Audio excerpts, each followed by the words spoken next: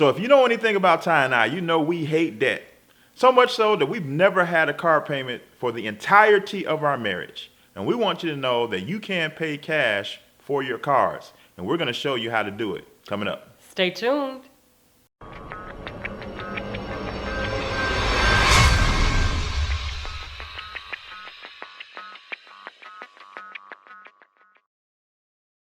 Welcome back to another Sunday night sit down with His and Her Money. I'm Talent. And I'm Ty, and we're managing money, marriage, and everything in between. So like we said at the top, man, we hate debt. Hate it so much that we have purposed in ourselves that we will never, ever have a car note in our marriage. And guess what? We never have. And this whole thing started back when we were first getting married, and one of the things that we had to get rid of in our journey to debt freedom was my car at the time. And I bought it all wrong. I bought it brand new. It was 2002, and I bought it in 2002. And so as we paid it off, we worked hard, we grinded, and we paid it off. We made the decision that, hey, let's just keep paying the car note. But instead of sending it to the loan company, we kept it for ourselves, and we put it in a savings account because we knew that one day, not today, but one day we will want to get another car, but we don't want another car note. That's right. We don't want another car note. And over the years, our car note payment that we pay to ourselves, the dollar amount has changed. I would say that it's a little bit on the less side because our responsibilities have increased. I mean, we have children now, school tuition and things like that, but we're still able to afford to pay cash for any vehicles that we may need to purchase. And we've purchased two in our marriage, right? So at first, like I said, we kept the car note and it was about $500, but that was before children and before all of our other responsibilities. So instead of, like I said, sending it to the company, we kept putting it in an account. And then a few years later, her car tapped out to where it didn't make sense to get it fixed. The reason why my car tapped out is because I kept it for almost, 10 years? 10 years. That's another thing. We don't just go buying cars just because. When we buy our car, we do the research. Well, he does the research, rather. Mm-hmm. He does a great job at it.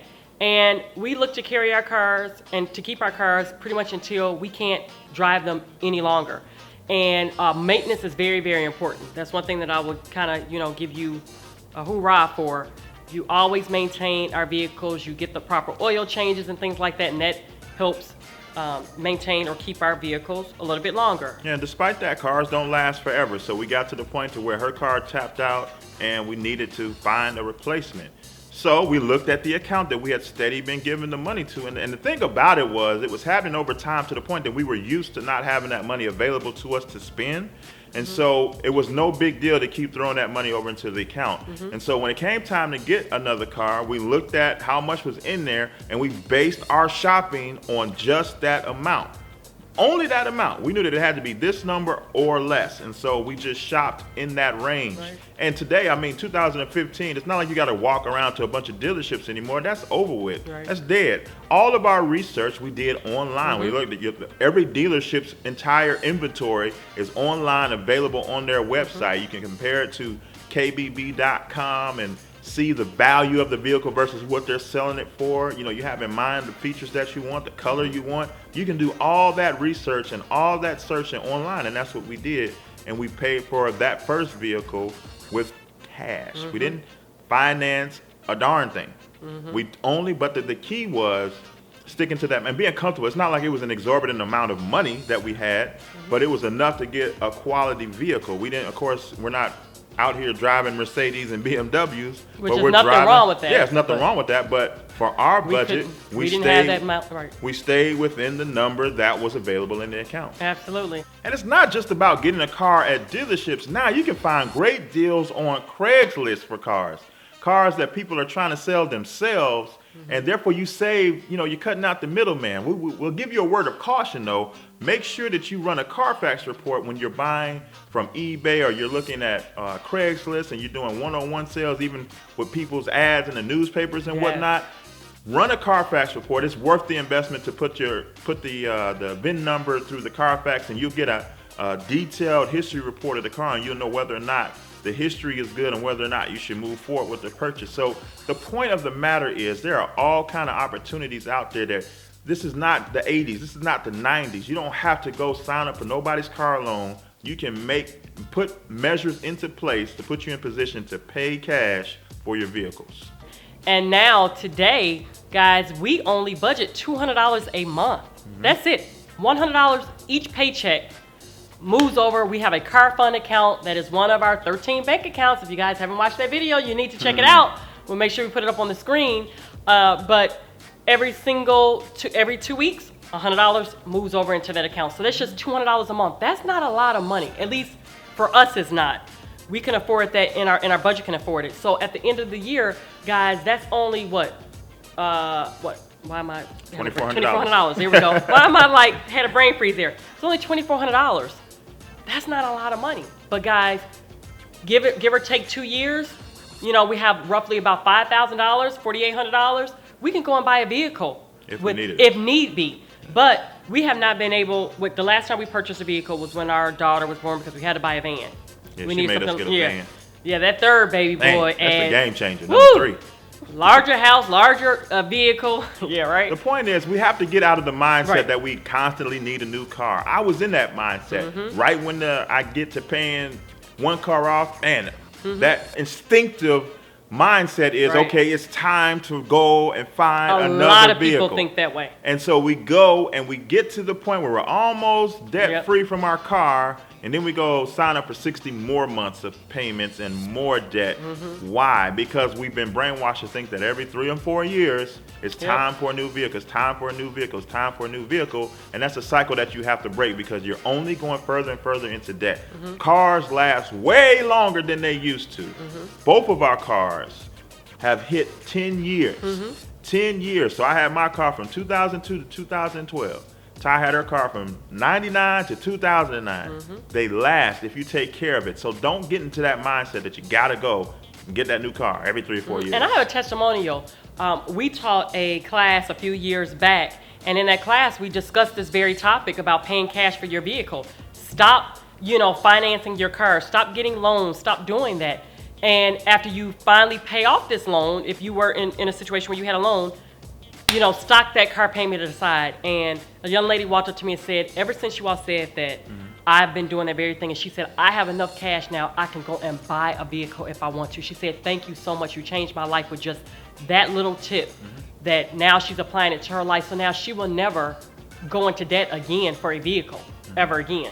So one of the books that I love that I read over and over again is The 7 Habits of Highly Effective People by Dr. Stephen Covey. And one of those habits is be proactive. And so if you want to do this, if you want to get to the point to where you're paying cash for cars instead of signing up for monthly payments, you have to be proactive. Like Ty and I, like she stated, we're putting money to the side now. We're not going to need a new car for a while, and that's another reason why the increments can be smaller, because we know we're not going to need one for years. But when we get to that point, we're going to be ready because we're being proactive in the process now. Therefore, that gives us the flexibility and the ability to make smarter decisions when we get to that point, instead of getting to that point and then being a wreck and making an irrational decision based on the fact that you need a car and you don't have the money, so you're going to go out there and finance your life away once again. Let's stop the cycle. Let's stop acting like we need to be in debt, like we need a new car, like we need a car note. You don't. It doesn't have to be the case. Stop believing the lie of the culture that you need debt in order to be an American and live the American dream. We've never had a car note, and we never will. And guess what? We're just fine with that. That's right. That's right. And I have people that I know personally, family and non-family, that feel like they have to go out and purchase a vehicle because their current vehicle may not last as long, or it might not be, I don't know, what's the word? Because they need some brakes. They're like, I'm tired of fixing this. Yeah. Just fix the car. Right. Just go and spend $500 and fix the car instead of paying $25,000 and $30,000 for another car. Exactly. It makes no sense. Fix the car. And drive it as long as you can while you're putting money to the side. Like, oh my gosh, this debt freedom thing, not having to finance our vehicles. Wow, it's. When I was pregnant with our third, we knew that we were going to have to buy a van. And this was at the same time that we were purchasing our home. So that would have caused a lot of panic if we didn't, if we weren't were proactive. That we would have panicked. We We'd had be like, the oh money. my gosh, what are we gonna do? Because there was no way that we could fit 3 car seats into the vehicle that we had prior. So we knew that we needed a larger vehicle. There was no ands, ifs, or buts about it. And so I thank God that we were able to go right into the parking lot. And that's another thing. When you pay cash, you can negotiate better prices. At car dealerships, you can let them know, look, I'm going to pay cash for it. You know, and see what kind of, I don't know, you could probably talk more about that because I let him handle that side. You said it. When you got cash, they know it's real. They know it's legit. They don't have to depend on financing, you getting approved, whether or not your credit's good. Here's the check. We ready. Right. But the thing that you got to keep in mind is the second that you leave that car dealership, your car, I don't care what it is, a Mercedes, Chevy, Ford, BMW, the second you leave that car lot, the value just went down. So how smart is it? How intelligent is it to invest $25, $30, $40, $50,000 into something that's losing value instantly? Yes. Instantly losing value, and it will never regain or go up. I dare you to go on kbb.com right now and put in your vehicle and find the value of it compared to what you paid for it. Even if you bought it yesterday, if you bought it last week, look at the value.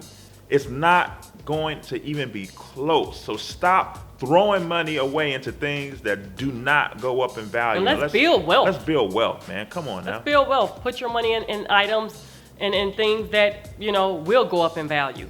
And so, hey, we can do a whole nother video on that. So that's our challenge later, to you guys, man. Let's evaluate where we're at when it comes to our vehicles. If you're currently trying to get out of debt with your car, then go hard, get rid of it. But consider, even after you pay it off, to keep the car note, but put it into self-finance a it savings yourself. account. Right. That's right. Learn to hate your debt once and for all. Let's get out of debt and let's be proactive in our finances and put money to the side for things that we know we're going to need in the future, so that when those times arise, we don't have to make the decisions that lead us to fall further into debt.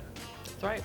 Well, guys, I hope this video helped you out. If it did, please give it a thumbs up. Don't forget to visit us over at our website at hisandhermoney.com and meet us back Sunday night for our Sunday night sit down at 7 p.m. Central Standard Time, where you will see the both of us sharing with you.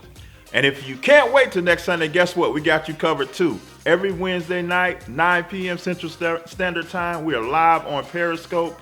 We're going to be talking to you guys live and direct, answering all your questions and giving you the info you need during the middle of the week to keep you motivated to get to the end of the week. And don't forget, we're on Sticher Radio and we're on iTunes. It's called the His and Her Money Show. The content there is different than the content we do here. So make sure you subscribe to our show, our podcast as well. And again, we're here to motivate you all week long, not just on Sundays. And keep your eye out on YouTube, because Ty's hooking you up during the week with all kind of videos to help you save money, to manage your home, and to stay organized. So until next time, guys. Bye. Peace.